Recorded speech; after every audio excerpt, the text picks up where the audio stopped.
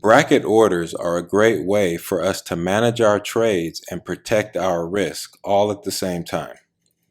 In this lesson, we will look at the components of a long bracket order using some visual examples. Here's what happens with an order sends order on a long position. It all starts with our entry. This can be done immediately with a market order, or it can be done by using a limit order and specifying when to send that order. To protect the position, we will also input a stop loss. This will be done with a stop market order at a predetermined price below our entry.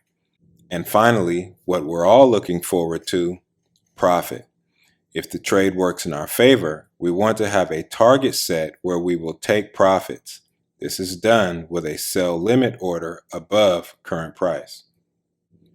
On a price chart, an order on a long position looks like the example in the upper left-hand corner.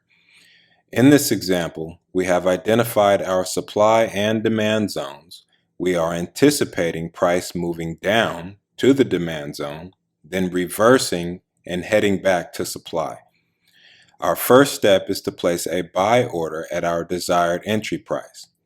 In this case, that would be a buy limit order at $34.30. Now we want to get the other two orders ready and create our bracket order. Our second step is to map out our stop loss.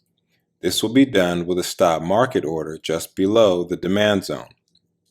In this example, that would be $34.15. Finally, we set our target with a sell limit order just below the opposing supply zone at $35.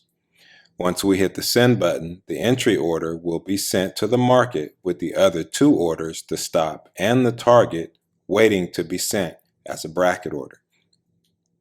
Now let's assume that price has fallen into the demand zone. When it hits our limit buy order and executes our long position, we will now be long the security at $34.30.